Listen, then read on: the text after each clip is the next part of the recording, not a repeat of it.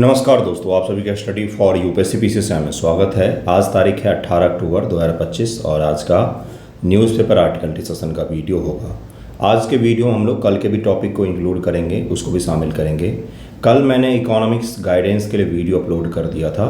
यकीन मानिएगा पूरे यूट्यूब पर उससे बेहतर गाइडेंस का वीडियो आपको नहीं मिलेगा। देख लीजिएगा, फेस्टिवल के सीजन है, बच्चे कम पढ़ रहे हैं, फिर भी समय निकाल करके देखिएगा उसको ज़रूर और पढ़ने का भी प्रयास कीजिएगा। मंडे से GS2 शुरू कर रहे हैं इकोनॉमिक्स में डेली आंसर राइटिंग। अगर आपको जुड़ना हो तो जुड़ सकते हैं, काफ़ी बेहतर रहेगा आपके लिए। AEDO का भी प्रैक्टिस चल रहा है डे बाय डे, तो बहुत ही अच्छा प्रैक्टिस सेट होता है। अगर आप जुड़ेंगे तो आपको महसूस होगा ही।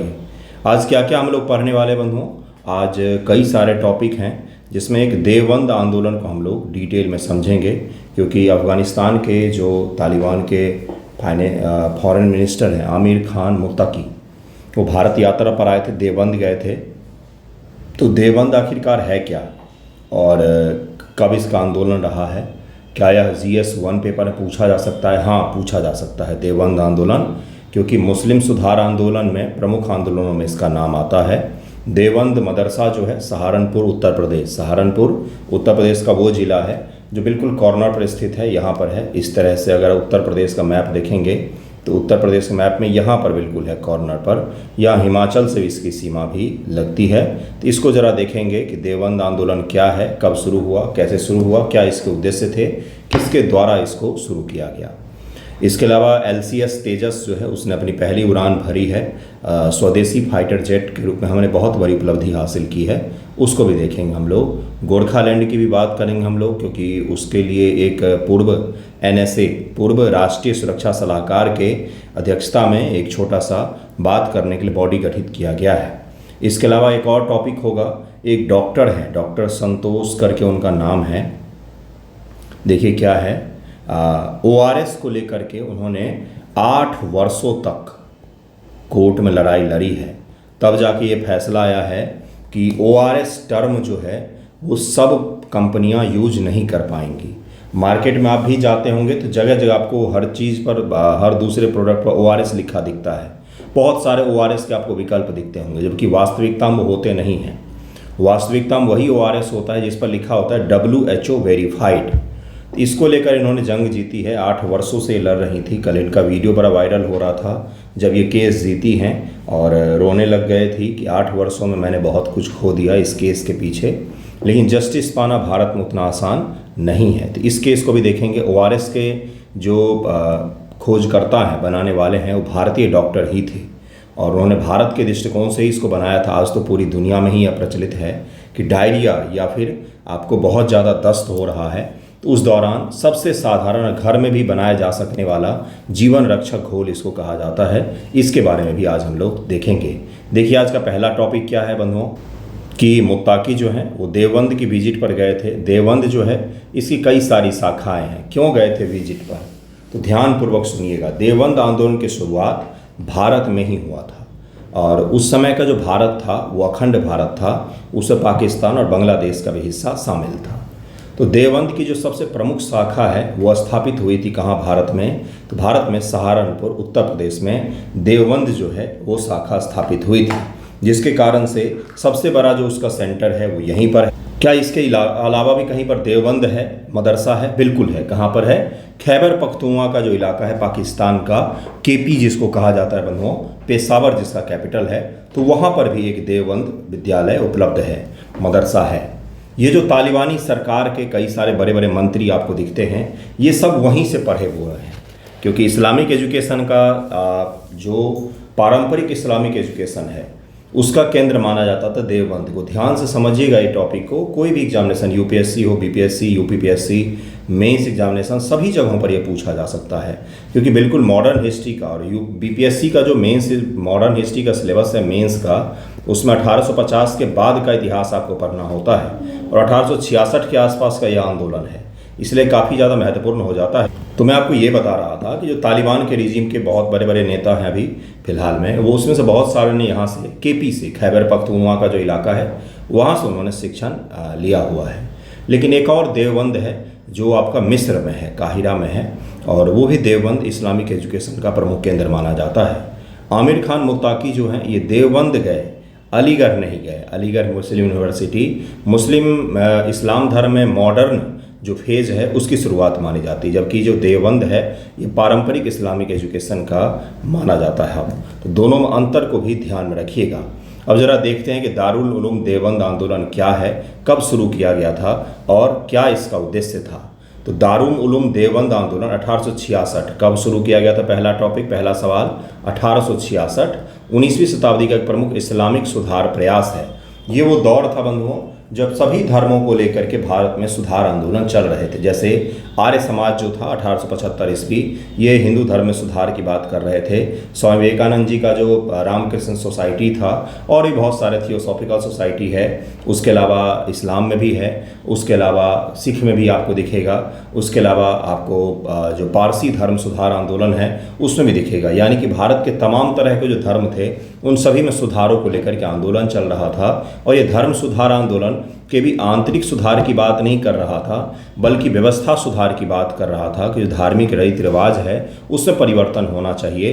अगर हमें अंग्रेज़ों से लड़ना है, अगर हमें उपनिवेशवाद से लड़ना है, तो सबसे पहले हमें अपने अंदर सुधार करना पड़ेगा।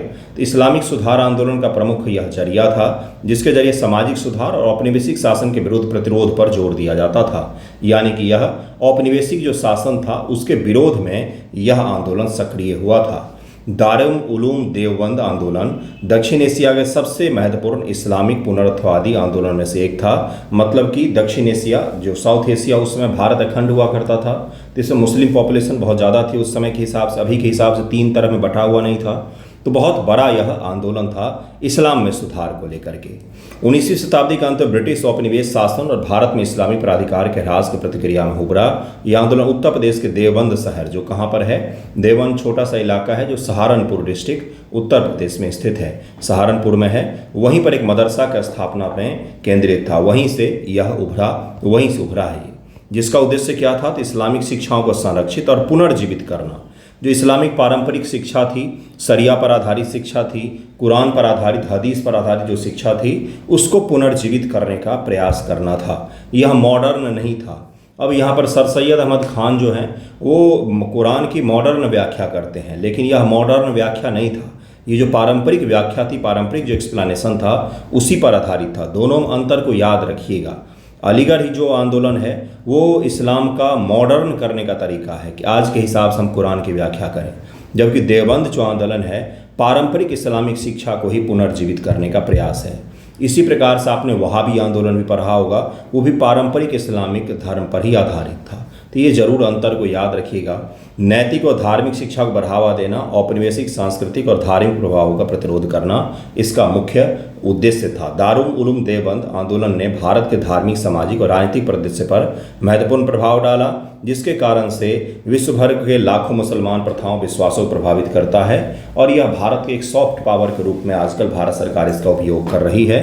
भारत सरकार इसका सॉफ्ट पावर के रूप में अफगानिस्तान के साथ संबंधों के लिए या फिर जो मुस्लिम देश हैं उनके साथ संबंधों के लिए इसको सॉफ्ट पावर के तौर पर उपयोग कर रही है। अगला देखिए क्या है, दारुल उलूम देवबंद। एक चीज़ और है, बच्चों को यही समझ में नहीं आ रहा होगा, दारुल उलूम तब से बार बार हम लोग बोल रहे हैं।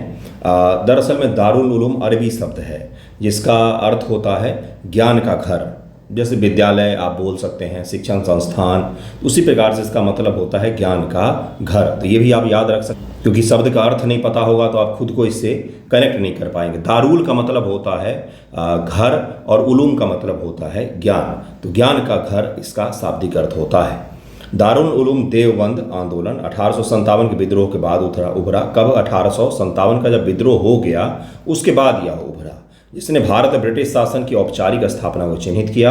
आंदोलन के संस्थापक जिसे मौलाना मोहम्मद कासिम ननौतवी का नाम आता है, ननौतवी का नाम जरूर याद रखिएगा, और गंगोही, 2 लोगों के नाम इसमें सबसे प्रमुख हैं। यह यूपीएससी एग्जामिनेशन में पूछा जा चुका है इसके बारे में, और यह फिर से पूछा जा सकता है। क्या बोला मैंने?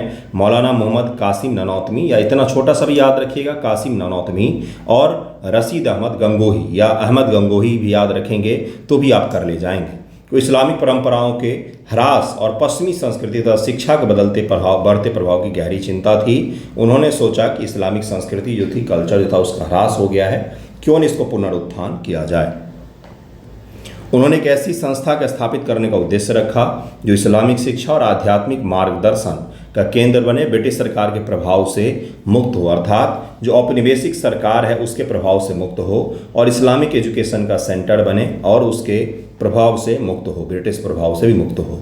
दारुल उलूम देवबंद इस्लामी सेमिनरी की स्थापना 1866 में किया गया, जिसकी पहली जगह सहारनपुर उत्तर प्रदेश में एक छोटा सा मस्जिद था। मदरसा जल्द ही प्रमुखता प्राप्त करने लग गया और बाहर से भी कई सारे इसमें बड़े बड़े उस समय के इस्लामिक एजुकेशन के स्कॉलर आए थे। पाठ्यक्रम में कुरान, हदीस, पैगंबर मोहम्मद की उक्तियाँ, फ़िक़्ह, इस्लामी विधि शास्त्र जो इस्लामिक कानून होता है, अन्य पारंपरिक इस्लामिक विज्ञानों का अध्ययन पर जोर दिया गया। यानी कि इस्लामिक जो एजुकेशन होता है उसी पर इसमें जोर दिया गया था, ये भी याद रखिएगा। आंदोलन प्रारंभिक इस्लाम की शुद्धता पर जोर दिया, शरिया के सख्त पालन की वकालत की और धार्मिक नवाचारों को अस्वीकार कर दिया। इसीलिए मैंने आपको पहले ही बताया कि आपसे पूछा जा सकता है, जैसे अभी 70 का इंटरव्यू शुरू होगा, मेंस का रिजल्ट नवंबर में बोल रहे हैं, बीपीएससी के कैलेंडर के हिसाब से नवंबर है और नवंबर के आसपास में आ जाएगा, तो वहाँ पर आपसे पूछ सकता है कि दारुल उलूम जो है और अलीगढ़ आंदोलन है, इसमें क्या अंतर है ना। तो ये पढ़ने की चीज़ है, समझने की चीज़ है। यहाँ पर मैंने आपको क्या बताया, शरिया इस्लामी कानून के सख्त पालन की वकालत करते हैं, जबकि अलीगढ़ आंदोलन जो है वो इस्लाम को मॉडर्न तरीके से देखने की वकालत करता है। इसलिए अलीगढ़ यूनिवर्सिटी बिल्कुल अलग है और दारुल उलूम बिल्कुल अलग दिखेगा, है ना। क्यों? क्योंकि दोनों के एजुकेशन और दोनों के सोचने के तरीके में डिफरेंस है यहाँ पर, ठीक है। अगला देखिए क्या है, दारुल उलूम देवबंद आंदोलन के विश्वास को ज़रा समझिए। दारुल उलूम देवबंद आंदोलन अपनी पारंपरिक सुन्नी इस्लाम की जो सुन्नी शाखा है उसको थोड़ा सा कट्टर माना जाता है, तो इसके प्रति समर्पण से प्रतिष्ठित हैं। विशेष रूप से हनफी विधि शास्त्र के स्कूल से, हनफी विधि शास्त्र का जो स्कूल है या शरिया का सख्त पालन, बिदअह का अस्वीकार, तौहीद पर मजबूत जोर देता है या इस्लामिक शिक्षा को बढ़ावा देता है, औपनिवेशिक शासन का प्रतिरोध करता है, मुस्लिम पहचान को संरक्षित करने की वकालत करता है। तो ये भी याद रखिएगा। शरिया अनुपालन देवबंदी आंदोलन इस्लामी कानून के सख्त पालन पर जोर देता है, जिसमें शरीयत, तरीका, आध्यात्मिक मार्ग जीवन के सभी पहलुओं को निर्देशित करते हैं। यानी कि कंप्लीट रूप से आप जो पारंपरिक इस्लामिक तरीका है उस पर यह जोर देता है।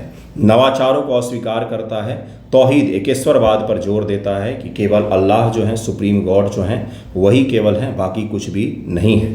शिक्षा और धार्मिक पुनरुत्थान, उसके बाद औपनिवेशिकता का प्रतिरोध भी करता था, ये औपनिवेशिकता का विरोध भी करता था। देवबंदी कट्टरता पूर्वक औपनिवेशिक विरोधी थे, ब्रिटिश शासन को इस्लाम के लिए खतरा मानते थे, क्योंकि वो मानते थे कि ब्रिटिश शासन के आने से भारत में जो उदारीकरण आया है, जो मॉडर्नाइजेशन आया है, उस मॉडर्नाइजेशन के कारण से जो पारंपरिक इस्लाम धर्म है उसको नुकसान पहुंचा है, ऐसा ये लोग मानते थे। ये भी मानते थे कि जो इस्लामिक शासन था भारत में, मुग़ल शासन था, उसको ख़त्म करने में अंग्रेज़ों की ही सबसे बड़ी भूमिका है। इसके कारण से भी वो उसको मानते थे कि इन्हें भारत से चला जाना चाहिए। दारुल उलूम देवबंद आंदोलन के संस्थापक के बारे में मैंने आपको पहले ही बता दिया, मौलाना मोहम्मद कासिम ननौतवी और गंगोही जी का नाम प्रमुखता से लिया जाता है। कौन है ये? दोनों इस्लाम के स्कॉलर माने जाते हैं अपने ज़माने के, और आंदोलन में भी इनका काफ़ी बड़ा योगदान रहा है।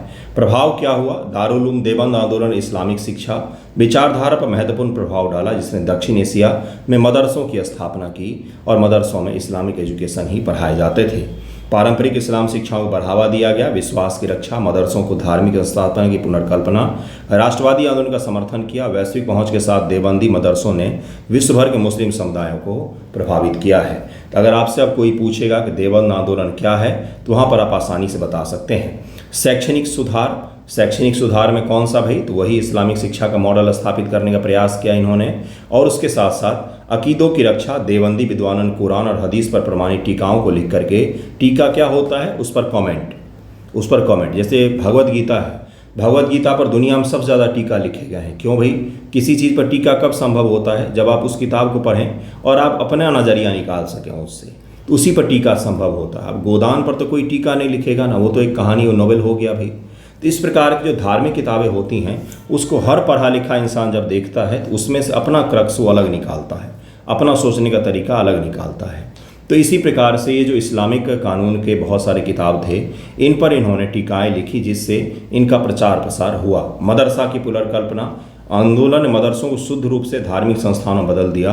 राष्ट्रवादियों का समर्थन देवबंद ने भारतीय राष्ट्रीय कांग्रेस के साथ संरेखन किया था। ये लाइन आपसे पूछ सकता है, ये लाइन आपसे पूछ सकता है। भारत के दो प्रमुख इस्लामिक आंदोलन उस समय के, एक अलीगढ़ आंदोलन और एक देवबंद आंदोलन। देवबंद ने भारत में स्वतंत्रता लड़ाई में, स्वतंत्रता के संघर्ष में कांग्रेस का साथ दिया था, कांग्रेस को समर्थन दिया था कि ब्रिटिशर्स को हमें बाहर निकालना चाहिए। वहीं सर सैयद अहमद खान जो हैं वो ब्रिटिशर्स के जो नीति थी कि हिंदू मुस्लिम का अलग करो, डिवाइड एंड रूल की नीति, उसका शिकार हो गए थे। तो उन्होंने आंदोलन में कांग्रेस को समर्थन नहीं दिया था। तो ये भी याद रखिएगा, सर सैयद अहमद खान के ब्रिटिश समर्थक संगठनों का विरोध किया। महमूद उल हसन ने इस्लामिक सिद्धांतों को भारतीय राष्ट्रवादी आकांक्षाओं के साथ एकीकृत किया। देवबंदी विचारधारा को राजनीतिक आयाम दिया। मैंने आपको क्या क्या पढ़ाया इस टॉपिक में कि क्या आंदोलन है, किसके द्वारा शुरू किया गया, क्या इसकी विचारधारा थी, दूसरे आंदोलन से किस प्रकार से अलग है। थॉट बिल्कुल क्लियर होना चाहिए बंधुओं, क्योंकि अगर यह लॉन्ग फॉर्मेट में पूछ लेगा तो दिन में आपको सितारे दिख जाएंगे एग्जामिनेशन हॉल में, और जो कि पूछ सकता है क्योंकि आपके GS1 के सिलेबस का हिस्सा है। धार्मिक और सुधार आंदोलन जो है यह हिस्सा है। 44-45 BPSC के सवाल उठा करके देखिएगा, पहले भर भर के सवाल पूछे जाते थे सुधार आंदोलनों से, पिछले 10 साल में नहीं पूछे गए हैं, लेकिन फिर से रिटर्न हो सकता है वो चीज़ें। ये टॉपिक चर्चा में है तो करंट अफेयर में भी पूछा जा सकता है कि भाई देवबंदी आंदोलन क्या है, इसके बारे में बताएं। मैंने आपको ये भी बताया क्या है आंदोलन, किसके द्वारा स्थापित किया गया, किस प्रकार से अलीगढ़ आंदोलन से अलग है, यह राष्ट्रवादी आंदोलन का समर्थन देता था या नहीं देता था, क्या इसका उद्देश्य था, क्या इसने प्रभाव डाला, हर चीज़ आपको समझाया है। वैश्विक पहुंच बढ़ी। पाकिस्तान, बांग्लादेश उस समय तो नहीं था, उस समय तो डिवाइडेड इंडिया नहीं था, उस समय तो एक ही भारत था। तो उन सभी जगहों पर इसने अपने मदरसे स्थापित किए जो आज भारत के लिए सॉफ्ट पावर के तौर पर उपयोग हो रहा है। किसमें? तो विदेश नीति में। उत्तराखंड PCS 2021 एग्ज़ाम जो 2023 के मार्च में हुआ, उसमें उत्तराखंड PCS ने सवाल पूछा कि भाई ये बताओ कि सॉफ्ट पावर क्या होता है, सॉफ्ट पावर क्या होता है, भारत सरकार किस प्रकार से इसका उपयोग कर रही है। उसमें आप योग की चर्चा कर सकते हो, बॉलीवुड की, खाने की, नृत्य की, संगीत की, भारतीय कल्चर की, सर्वधर्म समभाव की चर्चा कर सकते हैं। उसके साथ साथ आप देवबंद आंदोलन की भी चर्चा कर सकते हैं, क्योंकि अफगानिस्तान के साथ हाल के संबंधों में हमने देखा है कि ये सहायक सिद्ध हो रहा है। नेक्स्ट टॉपिक है LCS तेजस के बारे में। कल इसने अपनी पहली उड़ान भरी नासिक में और वहाँ पर राजनाथ सिंह जी मौजूद थे, तो ये भी याद रखिएगा। अब जरा इसको देखेंगे हम लोग कि क्या है LCS तेजस, क्या इसकी क्षमता है, किस ग्रेड का है। तो 4.5 अर्थात चौथी और पाँचवीं जनरेशन के जो फाइटर जेट हैं उसके बीच में हम इसको रख सकते हैं। ना तो कंप्लीट पाँचवीं है, ना तो कंप्लीट चौथी है। मतलब कि अगर स्वदेशी हम फाइटर जेट वाकई बनाने लग गए बड़े स्तर पर प्रोडक्शन, एयरफोर्स ने बोला था, एयरफोर्स चीफ जो अभी फिलहाल के, उन्होंने बोला था कि हमें जो HAL है, हिंदुस्तान एरोनॉटिक्स लिमिटेड, उसके साथ एक ही दिक्कत आती है कि उस समय पर प्रोजेक्ट नहीं दे पाता है। क्यों नहीं दे पाता है भाई? क्योंकि HCL बोल रहा हूँ बार बार, HAL के पास इतना मैन पावर, इतनी कैपेबिलिटी नहीं है कि मास स्तर पर प्रोडक्शन कर सके। हालांकि भारत सरकार उसको अब प्रयास कर रही है कि मास स्तर पर प्रोडक्शन करे, क्योंकि अगर हमारे पास फाइटर जेट्स ही नहीं होंगे तो हम लड़ेंगे कैसे। और अभी हमने मिग को हटाया है, उतने सारे मिग जो हटे हैं उसके जगह पर हमें नए फाइटर जेट तो चाहिए, है ना। तो इसके कारण से यह काफ़ी ज़्यादा महत्वपूर्ण माना जा रहा है। देखिए क्या है, रक्षा मंत्री राजनाथ सिंह ने HAL नासिक में LCS तेजस STT-40 basic trainer assembly complex का उद्घाटन भी किया उन्होंने। इसके बाद तेजस MK-1A रोल आउट हुआ है। क्या है, तो उसी दिन विमान ने सफलतापूर्वक पहली उड़ान भरी। यह 30 मिनट की टेस्ट फ्लाइट थी जिसमें सभी सिस्टम सामान्य पाए गए हैं। उड़ान के बाद पारंपरिक वाटर कैनन सलामी भी दी गई LCS तेजस को, और यह अब माना जा रहा है कि भारत के लिए स्ट्रेटजिक रूप से काफ़ी ज़्यादा महत्वपूर्ण होगा। समारोह में तेजस MK-1 STT-40 Su-30 MKI के साथ फॉर्मेशन फ्लाइट दिखाई गई, जो HAL की क्षमता का प्रदर्शन था। बहुत ही सुंदर, बहुत ही अच्छा न्यूज़ है। अब यहाँ से न्यूज़ से आपसे जो पूछ सकता है वो मैंने पहले ही घेर दिया था। किसका उद्घाटन किया है उन्होंने, कहाँ पर है, यह तो नासिक में है, ये भी बता दिया है आपको। अब मैं आपको LCS तेजस के बारे में बताऊँगा, जिसके बारे में साइंस एंड टेक में पूछा जा सकता है आपसे शॉर्ट में। लॉन्ग फॉर्मेट में ये पूछ सकता है कि भारत को फाइटर जेट की आजकल आवश्यकता क्यों है। टू फ्रंट वॉर सिचुएशन अगर हमारे लिए बनता है कि चीन और पाकिस्तान के साथ हमें एक साथ लड़ाई करना पड़े, तो वहाँ पर हमें कितने फाइटर जेट्स की आवश्यकता पड़ सकती है। इसके कारण से ये सब सवाल पूछा जा सकता है आपसे। शॉर्ट आंसर में ये पूछा जा सकता है कि LCS तेजस MK-1 के बारे में बताइए क्या है ये, बस इतना से पूछ लेगा और आपको 2 पेज में लिखना पड़ सकता है। इसलिए ध्यानपूर्वक देखिएगा इसको।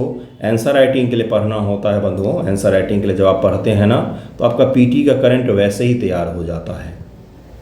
जो बच्चा इस चीज़ को समझ जाता है वो फिर भागते नहीं हैं, उनके फिर हड़बड़ाहट बंद हो जाती है उनकी। और जो नहीं समझते हैं फिर वो भागते रहते हैं, कभी एक मैगजीन, कभी दूसरा मैगजीन, कभी तीसरा, कभी चौथा। फिर जब आंसर लिखने बैठते हैं तो पूछते हैं आंसर के लिए कौन सा मैगजीन यूज करें। तो इस प्रकार से नहीं होती है तैयारी। तैयारी स्थिर रणनीति के साथ में होती है, एक स्थिर सोर्स के साथ में होती है। LCA light combat aircraft, combat का मतलब होता है युद्ध, युद्ध में यूज किए जाने वाले एयरक्राफ्ट। तेजस भारत का स्वदेशी हल्का लड़ाकू विमान है जो हिंदुस्तान एरोनॉटिक्स लिमिटेड द्वारा विकसित किया गया है। तेजस MK-1A इसकी उन्नत संस्करण है। तेजस का ही उन्नत संस्करण जो है वो 1A है, जो भारतीय वायुसेना IF की जरूरतों को पूरा करने के लिए डिजाइन किया गया है। मेक इन इंडिया निर्भर भारत अभियान का प्रतीक है, इसीलिए यह काफ़ी ज़्यादा महत्वपूर्ण माना जा रहा है। क्या है MK-1 भाई? LCS तेजस MK-1 क्या है? सिंगल इंजन डेल्टा विंग वाला मल्टी रोल फाइटर जेट है, अर्थात निगरानी भी रख सकता है, फाइट भी कर सकता है। हवा से हवा, हवा से जमीन, हवा से समुद्री हमलों में सक्षम है। MK-1A संस्करण में उन्नत रडार, इलेक्ट्रॉनिक वॉरफेयर सिस्टम, हथियार एकीकरण जैसी सुविधाएं लगाई गई हैं। कैसे काम करता है? यह GE F404 इंजन से संचालित है। जनरल इलेक्ट्रिक यह कंपनी का नाम है और यह विदेशी कंपनी है कि संचालित है, जो 84 kN थ्रस्ट प्रदान करता है। इसमें एरोडायनामिक्स डिजाइन भी बनाए गए इस प्रकार से ताकि यह उन्नत तरीके से युद्ध लड़ सके। लंबाई 13.2 मीटर से 8.2 मीटर तक इसकी लंबाई होती है। गति अधिकतम 1975 kilometre per hour, 1.6 Mac per hour, बहुत ज़्यादा स्पीड है, अच्छी स्पीड है ये। 3000 किलोमीटर रेंज फेयरिंग के साथ में। इंजन GE F404 अमेरिकी मूल का, लेकिन भारत में लाइसेंस निर्माण किया जाता है इसको। जनरल इलेक्ट्रिक, रॉल्स रॉयस, इसी प्रकार की कुछ और कंपनियां हैं जो फाइटर जेट के इंजन बनाती हैं, है ना। तो जनरल इलेक्ट्रिक का यह इंजन है जो कि अमेरिकी मूल की कंपनी है। उस इंजन का हम उपयोग कर रहे हैं किसमें? LCS तेजस में। यहीं पर हम कमज़ोर पड़ जाते हैं। अगर हमारे पास एक कावेरी इंजन है, अब पता नहीं वो क्यों नहीं डेवलप, शायद वो सही नहीं है या वो डेवलप नहीं हो पाया है या फंडिंग नहीं है, पता नहीं क्या। लेकिन अगर हमारे किसी भी स्वदेशी इक्विपमेंट में कोई भी चीज़ विदेशी लगा हुआ है, अर्थात हमारी निर्भरता है उस विदेश पर, और फिर से हम वहीं पर रुक जाएंगे, जो आपको नहीं बताया जाता है। अगर जनरल इलेक्ट्रिक के साथ भारत सरकार का समझौता है, कल को युद्ध की स्थिति में अगर वो समझौता टूट जाए या फिर वो हमें सप्लाई ना करे तो हम क्या करेंगे, है ना। HAL जो है वो फाइटर जेट इसलिए भी नहीं बना पाती है ना क्योंकि इंजन का तकनीक आज तक हमारे पास नहीं है। फाइटर जेट के इंजन आज तक हम नहीं बना पाए हैं, ये एक बहुत बड़ी सच्चाई है। भारत में इंजन निर्माण ही, कारों के ही इंजन टाटा वगैरह ने बनाए हैं, लेकिन बाकी इंजन का निर्माण अपने यहाँ पर नहीं होता है क्योंकि कॉम्प्लेक्स इंजीनियरिंग होती है। बाहर जाकर के भारतीय लोग ही बनाते हैं, अपने देश में नहीं बनाते हैं। रडार भी इजरायली मूल का लगाया गया, इसमें इजरायली मूल का सक्रिय इलेक्ट्रॉनिकली स्कैन्ड एरे, इसमें रडार का उपयोग किया गया जो इजरायली मूल का है। इंजन अमेरिकी मूल का है, रडार जो है इजरायली मूल का है। एस्ट्रा मिसाइल, डेरियो, ब्रह्मोस, कई सारे मिसाइल इस पर लगाए गए हैं। ओके, तो ये इसके बारे में बेसिक जानकारी हो गई। यह 4.5 जनरेशन फाइटर है जो MiG-21 जैसे पुराने विमान को बदलने के लिए डिजाइन किया गया है। 1983 में एरोनॉटिकल डिपार्टमेंट एजेंसी द्वारा शुरू किया गया इसका डिज़ाइन। पहला प्रोटोटाइप 2001 में उड़ा था, 2015 में IAF में शामिल हुआ। MK-1A का विकास 2016 में शुरू हुआ। मूल तेजस की कमियां, रेंज पेलोड को दूर करता है। भारत के अलावा नाइजीरिया, मलेशिया जैसे देशों ने रुचि दिखाई है। एशिया का पहला स्वदेशी सुपर क्रूज फाइटर है, स्वदेशी सुपर क्रूज फाइटर है। DRDO और HAL के सहयोग से विकसित किया गया। इस रक्षा निर्यात को बढ़ावा देने की इसमें कैपेसिटी है, लेकिन अगर हम उतना उत्पादित कर पाए तभी तो हम इसको एक्सपोर्ट कर पाएंगे। IAF को 42 स्क्वाड्रन की ज़रूरत है, लेकिन वर्तमान में केवल 30 ही है। 12 स्क्वाड्रन की हमारे पास में कमी है। ओके, तेजस इस कमी को पूरा करेगा। रूस, फ्रांस से भी हम आयात कर रहे हैं कई सारे विमानों को, तो अगर हम तेजस को सही कर लेते हैं तो हमारी निर्भरता वहाँ पर कम हो जाएगी। तो इसको ज़रूर याद रखिएगा। गोरखालैंड स्टेटहुड अर्थात पश्चिम बंगाल को अगर आप देखेंगे तो इस प्रकार से है, इस प्रकार से है पश्चिम बंगाल, लोटा के जैसा। बिल्कुल सही सुन रहे हैं आप, इसी प्रकार से है। यहाँ पर आपको दार्जिलिंग और ये सब इलाका दिखेगा, यहाँ पर पतला सकरा सा इलाका है, मालदा गैप वगैरह जो है, और यहाँ पर फिर आपको पूरा बंगाल दिखेगा। तो वेस्ट बंगाल का मैप इसी तरह का है। तो ये जो ऊपर का ना हिस्सा है ना बंधुओं, ये बिल्कुल ही अलग कल्चर का है, अलग संस्कृति का है, अलग लोग रहते हैं यहाँ पर। तो इसको अलग से राज्य बनाने की मांग कर रहे हैं, स्टेटहुड की मांग कर, इसको गोरखा लैंड अर्थात गोरखाओं का लैंड इसकी मांग कर रहे हैं। तो अब इसी को लेकर के पूर्व एनएसए हैं, उनका नाम क्या है, NSA Pankaj Kumar Singh, government name XDY NSA, या पूर्व उप राष्ट्रीय सुरक्षा सलाहकार थे। इनको बीच में मीडिएटर के तौर पर नियुक्त किया गया। अब ये वार्तालाप करके देखेंगे कि क्या इसका निकाला जा सकता है। केंद्र सरकार ने पूर्व BSF महानिदेशक और डिप्टी NSA रहे lieutenant general retired Pankaj Kumar Singh को गोरखा मुद्दों के लिए इंटरलोक्यूटर नियुक्त किया है। ये दार्जिलिंग हिल, पश्चिम बंगाल के उत्तरी भाग, आसपास के क्षेत्रों में अस्थायी राजनीतिक समाधान खोजने का काम करेंगे। ये गोरखाओं को अनुसूचित जनजाति का दर्जा दिलाना, गोरखा समुदाय के अधिकारों के हितों की रक्षा करना, संवैधानिक प्रावधानों के तहत राजनीतिक मांगों का समर्थन करना, जिससे राज्यहुड स्टेटहुड की मांग शामिल है। इसी पर अब बातचीत किया जाएगा। इतिहास क्या रहा है इसका भाई? तो इतिहास काफ़ी पुराना रहा है गोरखालैंड की, और हिंसक रहा है, बहुत ज़्यादा हिंसा भी हुआ था कई बार, लेकिन फिलहाल में तो हिंसा नहीं हो रही है। फिलहाल में तो मुद्दा शांत है। देखिए बातचीत के बाद क्या निकलता है। गोरखा रेजिमेंट भारतीय सेना के योगदान के बावजूद वे विदेशी के रूप में देखे जाते हैं। आंदोलन में हिंसा में हुई 1986 से 88 का आंदोलन, जिससे 1200 से अधिक मौतें हुई थी, हिंसक आंदोलन हुआ था। 2011 में गोरखा टेरिटोरियल एडमिनिस्ट्रेशन का गठन हुआ, लेकिन यह अपर्याप्त साबित हुआ। 2022 में भी वार्ताएं हुई, लेकिन कोई ठोस परिणाम नहीं निकला। अब देखते हैं क्या इसका परिणाम निकलता। फिलहाल पंकज कुमार सिंह का नाम याद रखिएगा, वो पूछा जा सकता है। अगला है कि कर्ब ऑन यूज ऑफ ORS, जिसमें हुआ क्या था, 2 घटनाएं हुई थी। एक चेन्नई में डायबिटीज़ से पीड़ित बच्चा था, उल्टी और ढीले पेट, उनका पता ही दस्त के कारण से डिहाइड्रेट हो गया था। दस्त जिसको कहा जाता है, डायरिया जिसको कहा जाता है। उसके बाद माता पिता ने उनको ORS पिलाया। ORS पिलाने के बाद तुरंत राहत होता है, जीवन रक्षा घोल इसीलिए इसको कहा जाता है, क्योंकि डिहाइड्रेट नहीं होने देता है शरीर को। शरीर में नमक और शुगर दोनों ही पहुंचता है, जिससे शरीर जो है डिहाइड्रेट नहीं होता है, मृत्यु नहीं होती है, कम से कम डायरिया से ठीक होने लग जाते हैं। लेकिन अस्पताल पहुंचते पहुंचते और इमरजेंसी कंडीशन बन गया, जिसके पश्चात से इन्होंने, ये जो डॉक्टर हैं, इन्होंने सोचा कि ORS जो है, ये ORS लिख देते हैं किसी भी चीज़ पर, लेकिन यह वास्तविकता में ORS होता नहीं है, यह काम नहीं करता है सही से। और सबसे सस्ता जीवन रक्षक चीज़ यही होता है जो बहुत ज़्यादा उपयोग किया जाता है। तो उन्होंने 8 साल पहले क्लिनिक में ऐसे कई बच्चे देखे जो माता पिता द्वारा दिए गए ORS के बावजूद गंभीर डिहाइड्रेशन से जूझ रहे थे। उन्होंने महसूस किया कि ये उत्पाद अतिरिक्त चीनी से भरे होते हैं, जो डायरिया को और बिगाड़ते हैं। उनकी यात्रा इसी तरह से आगे बढ़ी, और फिर उन्होंने 8 साल तक केस लड़ा है, तब जाके इनको यहाँ पर राहत मिली है। ORS के बारे में ज़रा डिटेल में समझते हैं। यह भारत में ही इन्वेंट हुआ था। ओरल डिहाइड्रेशन सॉल्यूशन, ORS एक चिकित्सकीय उत्पाद है जिसका उपयोग किया जाता है डायरिया, दस्त, उल्टी या अन्य कारण जो भी है, डिहाइड्रेशन हो रहा है, तो आप इसका उपयोग कर सकते हैं। एक डॉक्टर मित्र हैं, उन्होंने बताया जैसे पढ़ाई कर रहे हैं, पढ़ाई में कंसंट्रेशन नहीं बन रहा है, सही से कंसंट्रेट नहीं कर पा रहे हैं, तो स्टूडेंट्स को ORS का अपने लाइफ स्टाइल में शामिल कर लीजिए एक बार पीने की, तो आपको बहुत सारे चीज़ों में राहत मिलेगा। ये दस्त के साथ साथ और भी बहुत उपयोगी होता है, इसलिए कई सारे लोग सुबह में पीते हैं ये, जिनको बहुत सारी दिक्कतें होती हैं वो दूर हो जाती हैं। तो फ़ायदा होता है दरअसल में। जिम जाने वाले लोग भी पीते हैं ताकि वो डिहाइड्रेशन से बच सकें, और थोड़ा सा सॉल्ट और शुगर भी उनको मिल जाए, तो बहुत ही अच्छा होता है ये। मूल रूप से मैं ये कहना चाह रहा था कि डायरिया के अलावा भी बहुत उपयोगी होता है ये, गर्मियों में भी उपयोग कर सकते हैं। ORS एक साधारण घोल से पानी, glucose, sodium chloride, potassium chloride, citrate जैसे तत्व निश्चित अनुपात में मिलाए जाते हैं, मुंह से पिया जाता है, और शरीर में पानी और इलेक्ट्रोलाइट्स, नमक के तत्व को तेजी से अवशोषित करने में मदद करता है। मुंह से पिया जाता है, इसलिए यहाँ पर अलग से लिखवाया है मैंने, क्योंकि इसकी खोज इसी के कारण से हुआ था।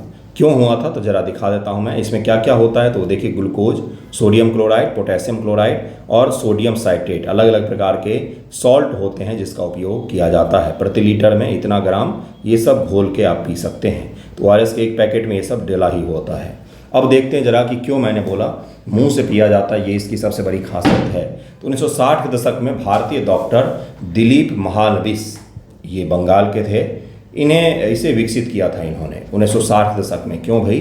1971 के बांग्लादेश युद्ध के दौरान जब लाखों शरणार्थी डायरिया से मर रहे थे तो महालनोबिस ने आईवी ड्रिप, जो नसों में ड्रिप लगा करके जल चढ़ाया जाता है, किसी को पानी चढ़ाया जाता है या फिर ग्लूकोज चढ़ाया जाता है या कई सारे मेडिसिन चढ़ाया जाता है, तो आईवी ड्रिप की बहुत ज़्यादा कमी हो गई थी।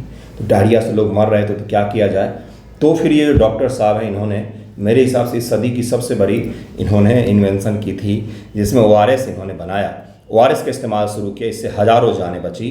ORS ने दुनिया भर में डायरिया से होने वाली मौतों को 13% तक कम कर दिया। एक छोटा सा घोल, नहीं कुछ है, अगर नहीं ORS मिल रहा है तो नमक चीनी का घोल पिला सकते हैं आप। उसमें नींबू नहीं डालना होता, नहीं तो शरबत हो जाएगा। नमक चीनी का घोल, केवल नमक और चीनी सादा पानी में घोल करके आप पिला सकते हैं, तो ही जान बच जाती है। खासकर 5 साल से कम उम्र के बच्चों में, जहां डायरिया मौत का प्रमुख कारण था, डायरिया मौत का प्रमुख कारण हुआ करता था। और WHO के अनुसार हर साल करोड़ों बच्चे इसके कारण से बच जाते हैं। तो इसको भी याद रखिएगा। इसके बाद तो MCQ है।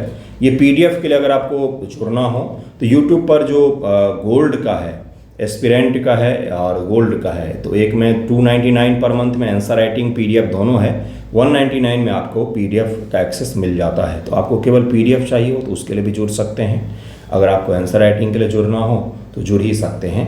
परमानेंट तैयारी के लिए, मतलब डे बाय डे की तैयारी के लिए। ये नहीं कि PT का नोटिफिकेशन आ गया तो उठ के आ गए कि अब हम तैयारी करेंगे, ऐसा नहीं। ठीक है, धन्यवाद आप सभी का।